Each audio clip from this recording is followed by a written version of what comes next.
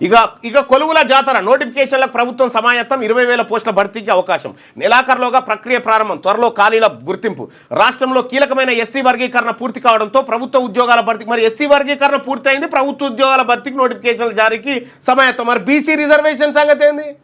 బీసీలు మనుషులు కాదా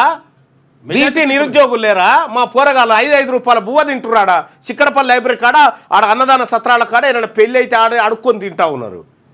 మీ లెక్క ప్రకారమే 56.33% కదా మీ లెక్క ప్రకారం ఈ వర్గీకరణకు మేము సంపూర్ణ సహకారంతో ఉన్నాం ఎస్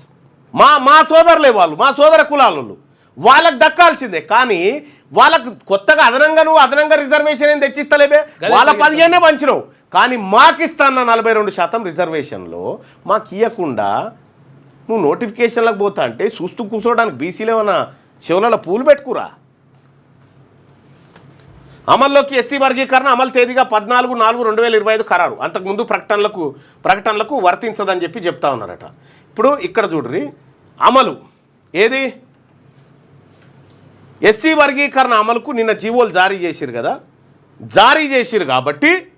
జీవో జారీ చేసిరు కాబట్టి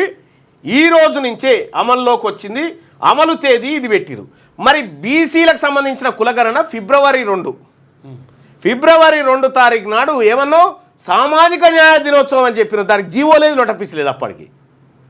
జీవో లేదు నోటీస్ లేదు సామాజిక న్యాయ దినోత్సవం ఎవరి సేవలలో పెడతారు ఇంకా మీరు ఇవి